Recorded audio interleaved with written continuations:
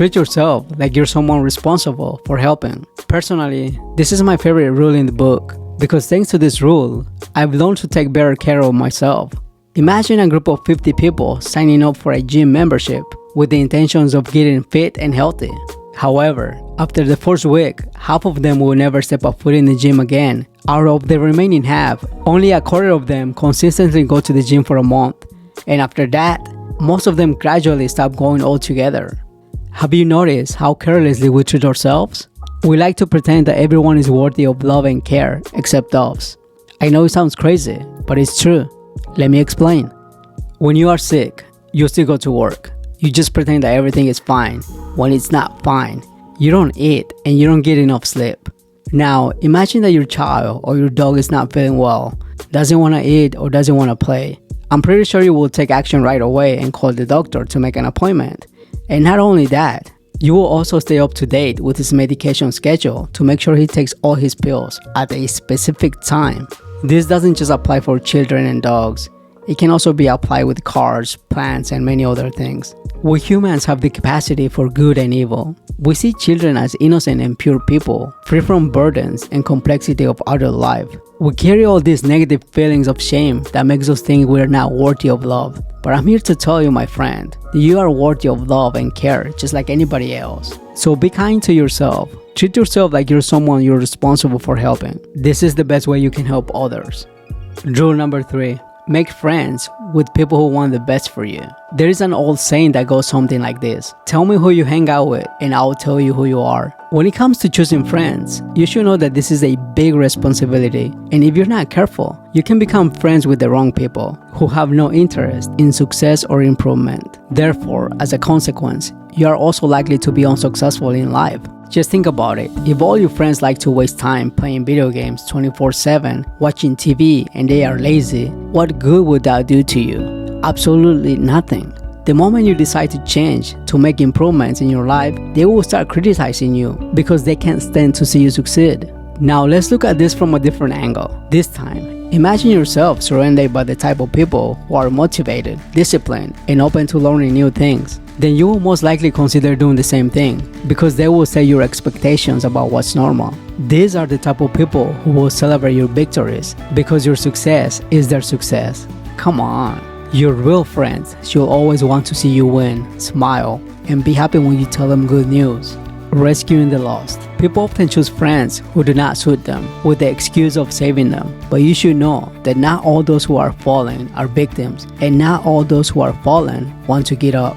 You could be helping a drunk person, but at the same time, you could be wasting your time because that person has decided that they don't want to be helped. Or worse yet, your attempts to pick them up could bring you down with them because they have accepted failure as part of their life. Before reaching a conclusion, the book does not suggest that we shouldn't help others. We must first find out why that person is in trouble, what the real problem is, and not make assumptions. By doing this, we can save time and energy and maybe help another person who really wants to be helped. Personally, I've wasted a lot of time trying to help people who didn't want to be helped. So now you know, be wise when choosing your friends. Rule number 4. Compare yourself to who you were yesterday, not to who someone else is today. Comparing yourself to another person is not fair for many reasons. Let's say you are 25 years old and you are comparing yourself to another 25-year-old man who is an entrepreneur. He works in the stock market. He's always negotiating and publishing good things on his social media. So you want your life to be like his. But you have no idea of all the sacrifices he has gone through, of all the Christmases he has spent without his family to be where he is now. And even if you did, I'm sure you probably wouldn't want to make the same sacrifices. You wouldn't want to sacrifice the time you spend with your family and friends. So stop comparing yourself to others. What you can do instead is to improve in yourself, little by little, day by day. In addition to comparing yourself to others, there is another problem. And that problem is that little voice in our heads that loves to make our lives a little more difficult. Tells us we're not worth it. It makes us feel unpleasant by saying things like, you will never make it, success is not for you, and all those negative thoughts. But there is a way to fight this problem, and here is how. A good way to avoid hearing that voice is to set small goals. If you decided that you're going to exercise 20 minutes every day, you can do this task first thing in the morning, and this will eliminate that voice from your head. Comparison often leads to envy and self-criticism. which can contribute to a feeling of unhappiness and dissatisfaction with life. So instead of falling into the comparison trap, we should change our perspective and consider our own journey of self-improvement. Rule number 5. Do not let your children do anything that makes you dislike them. Father or friend, what role do you play? Parents like to play the role of a friend instead of a father or a mother, which is fine. There is nothing wrong with that. But there should still be limits, because if you only play the role of a friend, then you will have limited authority to correct your children.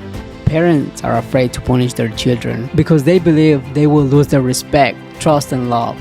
Many times, it's easier for parents to reward bad behaviors simply because they don't want to see their children cry. This might work at the moment, but it's wrong. If you don't discipline your children for their bad behavior, they will do it again because they know they can get away with it. I have witnessed many parents rewarding their children with absurd things. For instance, if you get good grades, I'll buy you a video game. Or, if you eat all your food, I'll buy you tennis shoes. I believe children should be rewarded if they respect others and in a timely manner.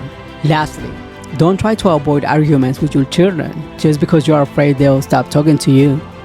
Rule number 6. Set your house on perfect order before you criticize the world. In this chapter, the author emphasizes the importance of taking responsibilities for your life and circumstances before trying to change the world around you. People like to think that they have the answers to all the world's problems in their hands, literally in their hands. They think that just by posting something on social media, they can solve everything, but they can't even solve their own problems. The brave man faces other people's fears to hide his own. Sometimes, when people face difficulties, they will try to blame anyone. They will blame religion, God, or anyone they can think of. For example, people from Texas may blame Californians for high rent increase, but they don't know that these people are moving out from California because rent there is too expensive. In human history, this has led to evil actions, and in some cases, even killing people. Revenge or blaming others for suffering is never the answer. In this book, the author gives us a good example. He tells the story of Alexander, a soldier who served the Soviet Union until one day he was betrayed by his own people. So as you can see, he had all the reasons to be angry and seek revenge. But to everyone's surprise, he felt motivated and inspired by his now cellmates, who behaved bravely in difficult situations. If you have been cheated on in a relationship, you can choose to betray your partner in return, or you can acknowledge the pain they caused you and work to be more honest and faithful in your future relationship. Rule number 7. Pursue what's meaningful, not what's expedient. Find your purpose and meaning in life, even if it requires more effort and sacrifice. You should focus on the long-term fulfillment and purpose rather than the short-term convenience and quick fixes. I encourage you to pursue a career that aligns with your passion, values, rather than simply choosing a job based solely on salary and benefits it offers. In today's fast-paced world, people look for shortcuts to achieve their goals quickly without investing the necessary time and effort. We are very used to instant gratification, but as we know, without sacrifice, there is no success. Therefore, if you want a better future, then you must sacrifice something today. Maybe that something is not going out with your friends today, but rather stay home and work on your business. Rule number 8.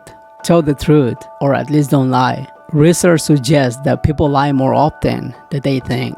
We have all lied before, and we'll lie again. Sometimes we tell little lies to protect our loved ones. Other times, we lie for our own convenience. For example, if there's an accident, person 1 will blame on person 2, and person 2 will blame on person 1. It doesn't really matter how small the lies are. After all, the biggest lies are made up with small lies that are made up of even smaller lies, and thus a big snowball of lies is created. But there will come a time when we will no longer be able to add more lies, and at that moment, everything will collapse. The worst part about lying is when we lie to ourselves, fantasizing about big dreams that may be out of reach. Please don't get me wrong, I'm not telling you that you shouldn't dream big. I will always encourage you to dream big. But what I'm saying here is that you should start with small goals, like selling things online, Shopify or Facebook.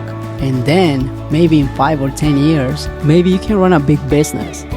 Rule number 9. Assume that the person you're listening to might know something you don't. Many times we pretend that we are listening, when in reality, we are not. especially if the speaker is a person who you don't like. However, other times we love to listen, even if we don't know what the person is talking about. For example, many people like to listen to Elon Musk or Bill Gates talk, but they have no idea what they're talking about.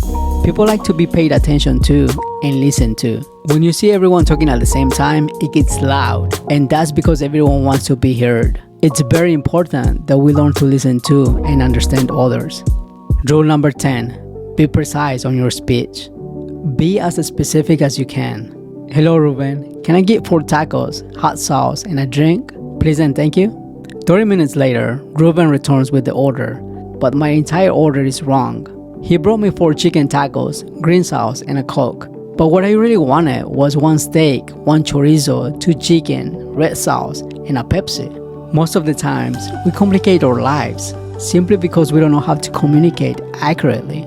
So we need to communicate clearly with every little detail. Surely, there will be a time when being precise won't matter. Just like in this case, for example, I will still eat the tacos and it wouldn't be a big deal. Now let's look at the different scenario.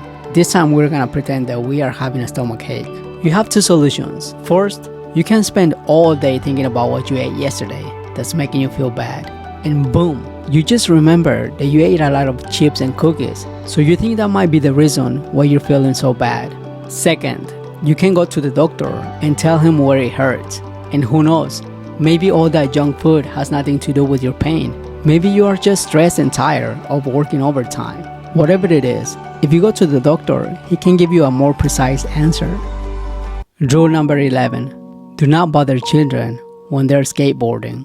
Allow children to risk and explore their boundaries in order to learn and grow. By interfering too much with children's activities, we may hinder their development and prevent them from gaining valuable experiences and lessons. Rule number 12. Pet a cat when you encounter one on the street. In this rule, the author emphasizes the value of joy and connection in daily life. He suggests that interacting with small, simple pleasures, such as petting a cat, can bring moments of happiness and peace of mind. Live and enjoy the moment. Your life between order and chaos. You have the ability to put order in your life. These guidelines provide a compass that guides us towards a more meaningful and fulfilling existence. Rule number 1. Stand up straight with your shoulders back.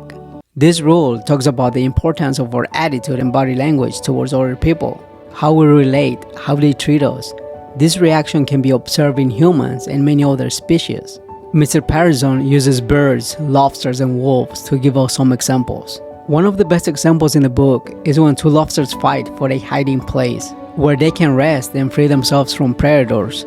If one of the lobsters thinks the other one is bigger, then the small one will just back down without a fight. Now, in a different scenario, if the 2 lobsters fight, the loser will lose trust in himself and probably won't fight again for a while, just like humans. I remember when I was a freshman in high school and one of my classmates named Luke got into a fight with a senior who was much bigger and stronger than him. He obviously lost and never fought again. Humans, lobsters, and many other species engage in competitive behaviors to establish their place in the social order. So, if someone wants to appear more powerful, they will adopt a body posture to appear larger. Our attitude and body posture plays an important role. Serotonin is a neurotransmitter that plays a key role in regulating mood, appetite, sleep, memory, and behavior.